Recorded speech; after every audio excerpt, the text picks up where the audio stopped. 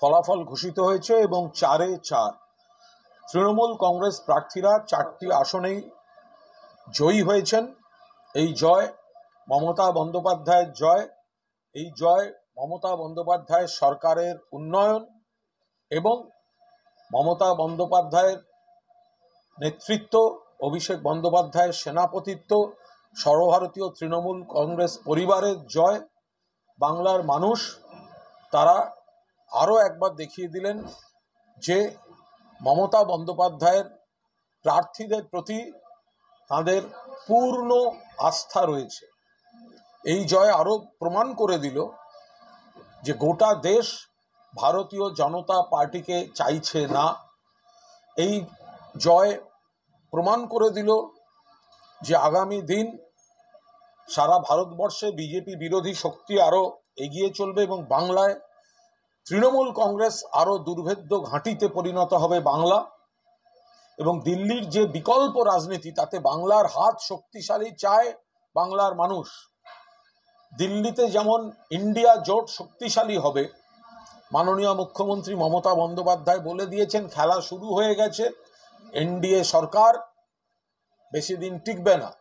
আর বাংলার মানুষ দেখিয়ে দিচ্ছেন বিজেপিকে সরিয়ে যে ইন্ডিয়া শক্তি উত্থান হচ্ছে, তাতে বাংলার নিয়ন্ত্রণ, বাংলার প্রভাব, বাংলা তাকে নেতৃত্ব দেবেন মমতা বন্দ্যোপাধ্যায়। কিছু আসন আমাদের ভোট 4টি আসনেই বিপুলভাবে বেড়েছে। 3টি আসন বিজেপির দখলে ছিল। কিছু মানুষ কিছুদিনের জন্য সাময়িক বিভ্রান্তিতে বিজেপিকে ভোট দিয়েছিলেন, কিন্তু তারাই যখন দেখেছেন লোকসভায় দিল্লিতেও কমে যাচ্ছে বিজেপি এবং বাংলায় বিজেপি আরো হেরে যাচ্ছে, বিজেপির মধ্যে ঝগড়া হচ্ছে কারা দায়ী কারা দায়ী কারা দায়ী, এই বিজেপির প্রতি বীতশ্রদ্ধ মানুষ। ফলে 1.5 মাস আগে লোকসভা নির্বাচনেও 2 মাস আগে যারা ভোট দিয়েছেন কোনো কারণে বিভ্রান্ত হয়ে, তারা আর ভোটটা নষ্ট করতে চাননি। বিধানসভার উপনির্বাচন, মমতা বন্দ্যোপাধ্যায়ের সরকার, মমতা বন্দ্যোপাধ্যায়ের বিধানসভা, মমতা বন্দ্যোপাধ্যায়ের বিধানসভায় সরকার পক্ষের হাত শক্তিশালী করলে আরো উন্নয়ন হবে, সেই কারণে তারা মমতা বন্দ্যোপাধ্যায়ের হাত শক্তিশালী করেছেন। যারা লোকসভায় বিজেপিকে ভোট দিয়েছিলেন তাদের অনেকে হতাশায় ভোট দিতে যাননি, আবার অনেকে সিদ্ধান্ত বদল করে সরাসরি তৃণমূল কংগ্রেসকে ভোট দিয়েছেন।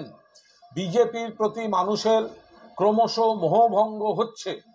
সেই জায়গা থেকে যে 3টে আসন ভারতীয় জনতা পার্টির ছিল তারা হেরে গিয়েছে এবং যে আসনটি অর্থাৎ মানিকতলা, যে ব্যবধানে বিজেপি লোকসভায় পরাজিত হয়েছিল তার থেকে আরো অনেক বেশি ব্যবধানে বিজেপি পরাজিত হয়েছে এবং তৃণমূল কংগ্রেস প্রার্থী বিপুলভাবে বিজয়ী হয়েছেন, রেকর্ড গড়ে বিজয়ী হয়েছেন।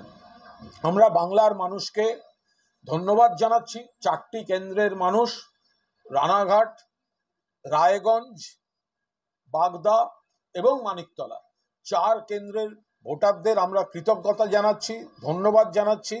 সারা বাংলার মানুষকেও আপনারা তৃণমূল কংগ্রেস পরিবারের উপর মমতাদির নেতৃত্বে, অভিষেকের সেনাপতিত্বে আপনারা আস্থা রেখেছেন।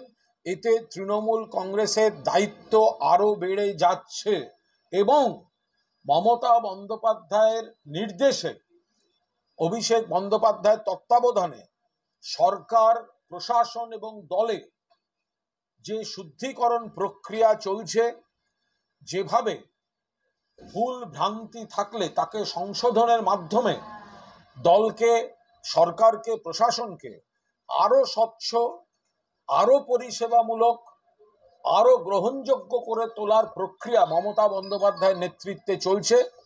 এই রায় তৃণমূল কংগ্রেসের দায় দায়িত্ব আরো বেড়ে গেল। আমরা আরো ভালো করে কাজ করার চেষ্টা করব। আমরা কোথাও কোনো ভুল ত্রুটি থাকলে তা সংশোধন করে আরো ভালোভাবে মানুষের সেবা করার চেষ্টা করব। একটা প্রশ্ন সকাল থেকে অনেকে করেছেন যে এত ভোটে লোকসভায় ডেফিসিট ছিল, সেটা কি করে বিধানসভার বাই ইলেকশনে সেটা পজিটিভ হলো, পক্ষে এলো। এর অত্যন্ত সহজ পাটিগণিতিক উত্তর। তার কারণ লোকসভা আলাদা পার্সপেক্টিভে হয়, বিধানসভার উপনির্বাচন আলাদা পার্সপেক্টিভে হয়। কিছু মানুষ কিছু সময়ের জন্য ভুল বুঝে বা বিভ্রান্তির শিকার হয়ে লোকসভায় হয়তো বিজেপিকে ভোট দিয়ে ফেলেছিলেন। তারাই যখন আবার লোকসভার রেজাল্টের পর দেখেছেন তাদের ভোটটা কার্যত নষ্ট হচ্ছে, দিল্লিতেও বিজেপি কমে গেছে, বাংলায় বিজেপি আরো কমে গিয়েছে, ফলে বিজেপির নীতির প্রতি মানুষ বীতশ্রদ্ধ, দেশ বিজেপিকে চাইছে না, ফলে সেই মানুষগুলি কিন্তু বিজেপির পাশ থেকে সরে গিয়েছেন। অন্যদিকে সিপিএম বা কংগ্রেস তারা কই? তাদের যে এত সব নেতাদের নাম শুনি, ফেসবুকে দেখি, সন্ধেবেলা মিডিয়াতে বড় বড় কথা বলতে দেখি, তারা কোথায়? তারা তো প্রচারেই ছিলেন না, কোনো বড় মিটিং মিছিল করার লোকজনও তাদের নেই। শুধুমাত্র মিডিয়া আর সোশ্যাল মিডিয়ার ভরসায় বড় বড় কথা বলে জনগণের আশীর্বাদ পাওয়া যাবে না। আবার তো জামানত জব্দর খাতায় নাম লেখাচ্ছেন এনারা।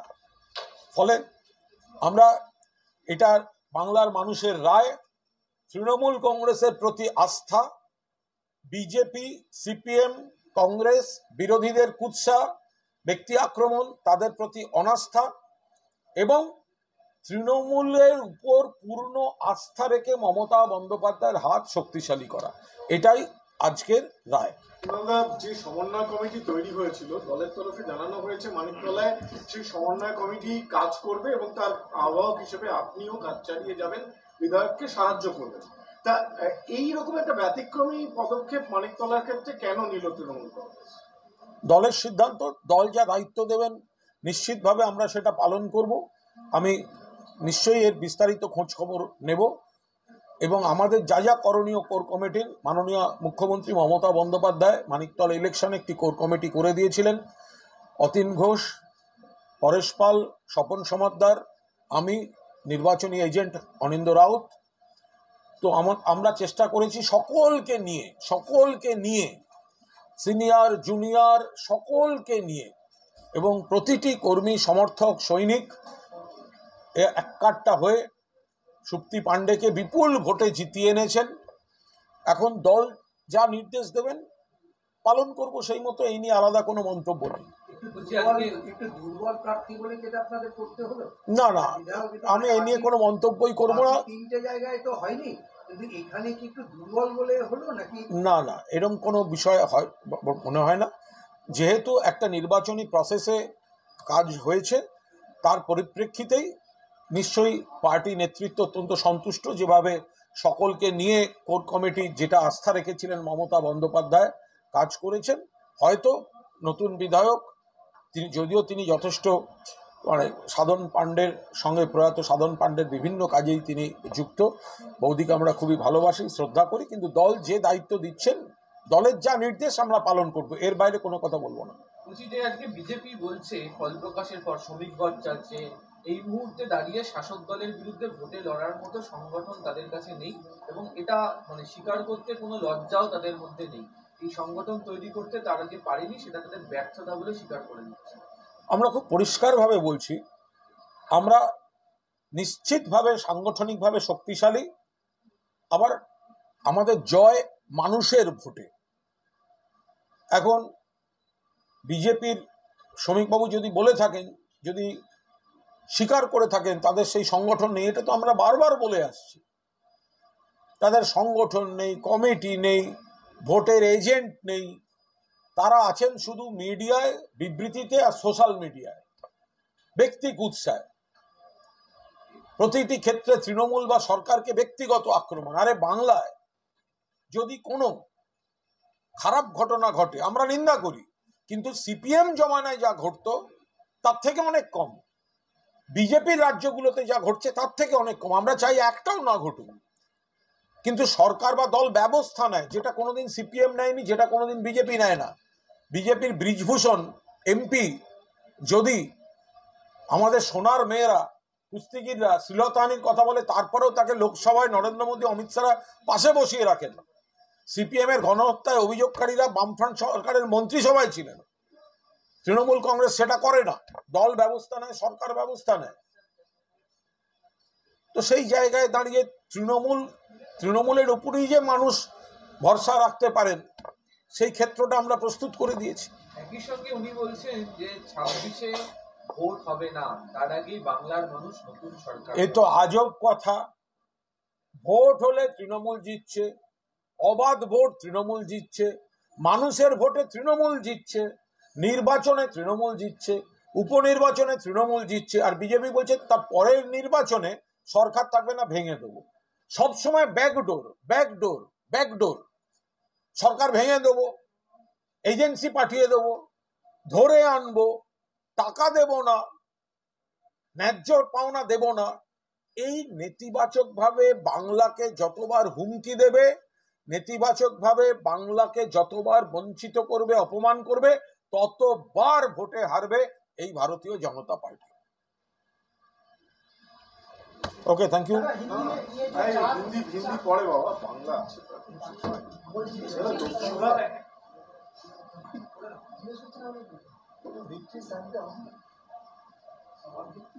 দাদা, আমরা লোকসভা নির্বাচনেই দেখেছি, বিশেষত উত্তর কলকাতার লোকসভা নির্বাচনের ক্ষেত্রে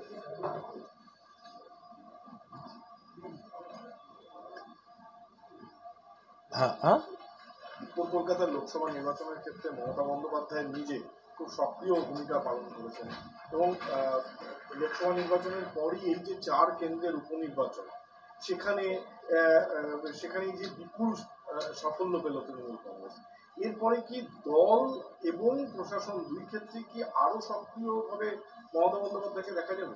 এই ধরনের কোন প্রশ্নে আমি উত্তরই দেবো না। আমাদের দল মমতা বন্দ্যোপাধ্যায়ের নেতৃত্বে, অভিষেক বন্দ্যোপাধ্যায়ের সেনাপতিত্বে গোটা তৃণমূল কংগ্রেস পরিবার ঐক্যবদ্ধভাবে এগিয়ে চলেছে। তো সুতরাং এইসব প্রশ্নের কোনো এগুলো সব অদ্ভুত অদ্ভুত মস্তিষ্ক প্রসূত কথাবার্তা, এর কোনো মানে হয় না। মমতাদির নেতৃত্বেই তো দল চলছে, সরকার চলছে। অভিষেক বন্দ্যোপাধ্যায় আমাদের সর্বভারতীয় সাধারণ সম্পাদক, সুব্রত বক্সী আমাদের রাজ্য সভাপতি, গোটা তৃণমূল পরিবার এক কাট্টা হয়ে লড়ছে।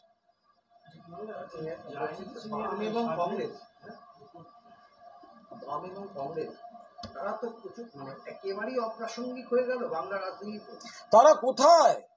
বামেদের এই তত্ত্ব কথা বলা নেতারা, ফেসবুক করা নেতারা, তারা কোথায়? এত নাকি সব তরুণ তুর্কি সব উঠে আসছে, এত গ্ল্যামার, সব বিশেষণ শুনি, তারা সব কোথায়? এই যে উপনির্বাচন হলো, একটা বড় মিটিং মিছিলও করতে পারেননি, সবই তো মিডিয়ার, সোশ্যাল মিডিয়ায় হাঁক ডাক, কিন্তু তারা কোথায়? মানুষের কাছে এদের কোনো মূল্য নেই, এরা অপ্রাসঙ্গিক। সিপিআইএম 2008 সালে পঞ্চায়েত নির্বাচন থেকে যে হারা শুরু হয়েছিল, এখনো অব্যাহত রয়েছে, দিশাহীন।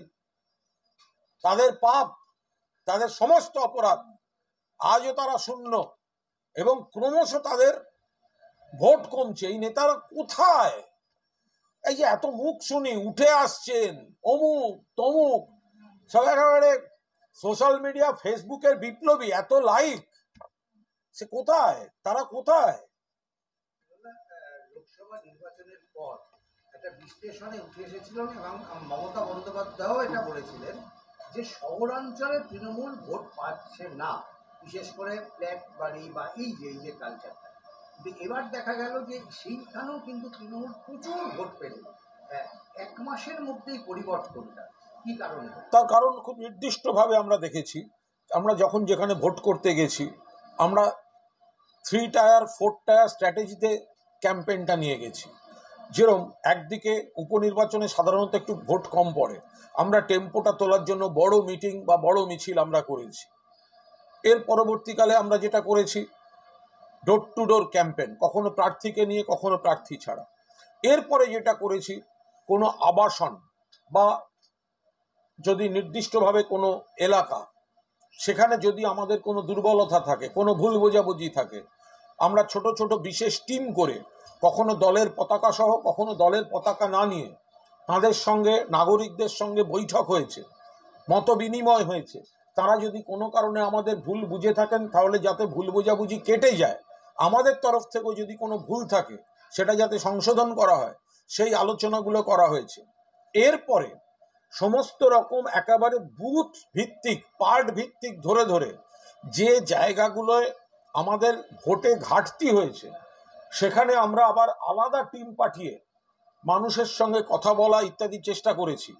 ফলে গোটা তৃণমূল পরিবার এমনভাবে প্রচার এবং নিজেদের আবেদনটা, মমতা বন্দ্যোপাধ্যায়ের বার্তাটা, অভিষেক বন্দ্যোপাধ্যায়ের বার্তাটা আমরা নিয়ে যাওয়ার চেষ্টা করেছি। মানুষ তাতে সাড়া দিয়েছেন, রেসপন্ড করেছেন। না, কে কি পোস্ট করছে, 10 এর নামে বেরোবে, ওর নামে বেরোবে, যার যার ভোটটাও কিনছে আবার আপনাদের দিকে গেল।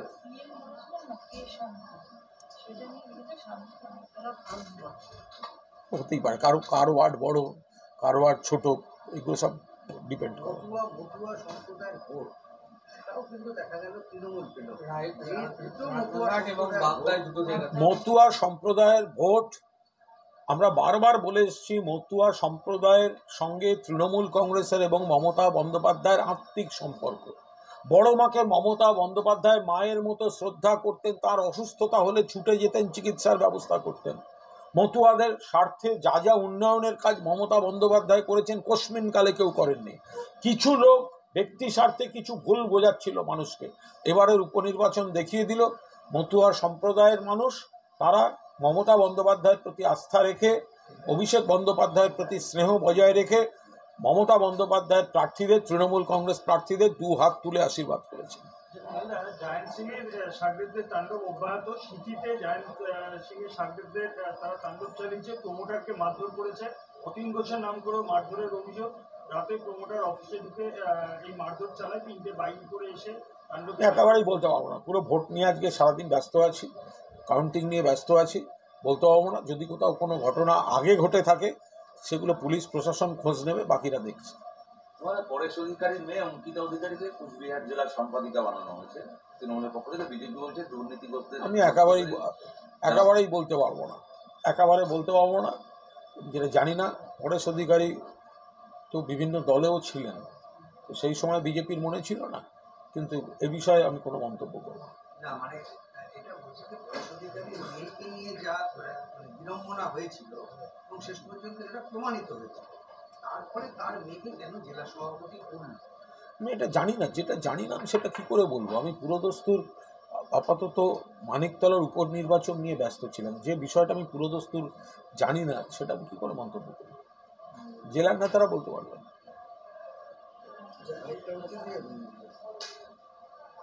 ইয়াদবে পুলিশের চোখে ফেরা রাহুল গুপ্তা, তার বিয়ে হলো এবং সেই বিয়ের রিসেপশন চলছে।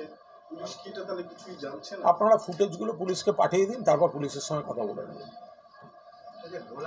আজকে দ্বিতীয়বারের জন্য ময়নাতদন্ত হচ্ছে না, হাইকোর্টের নির্দেশে যদি হয়ে থাকে তদন্তর মতো চলবে। এই ব্যাপারে কোনো রাজনৈতিক মন্তব্য কোনো দলের করার অবকাশ নেই। हिंदी चारों विधानसभा में 4-4 चारों विधानसभा हम लोग जीत चुका है। ये जीत ममता बंदोपाध्याय की जीत है, ममता बनर्जी का जीत है, ये जीत अभिषेक बनर्जी का जीत है, ऑल इंडिया तृणमूल कांग्रेस परिवार का जीत है। पब्लिक जो वोटर्स है, जो ऑनरेबल सिटीजन्स है, वो भाजपा का नहीं, उसको तृणमूल कांग्रेस चाहिए। जो लोग कुछ दिन पहले वोट दिया था, कुछ लोग कंफ्यूज्ड होकर भाजपा में, वो भी ये एहसास हो गया है कि वो वोट वेस्ट नहीं करना है, वोट तृणमूल को देना है। क्योंकि दिल्ली में भाजपा कम चुका है और बंगाल में तो भाजपा पूरा हार चुका है। तो इसीलिए ये by election Mamata Banerjee government का एमएलए उसका बाई इलेक्शन था, इसीलिए पब्लिक पूरा ममता दीदी का जो 4 उम्मीदवार था उसको वोट दिया। तीन जो असेंबली उसमें लीड नहीं था टीएमसी का लोकसभा में, तो कैसे? वो तो अलग पर्सपेक्टिव है, लोकसभा का अलग पर्सपेक्टिव है, असेंबली का अलग पर्सपेक्टिव है।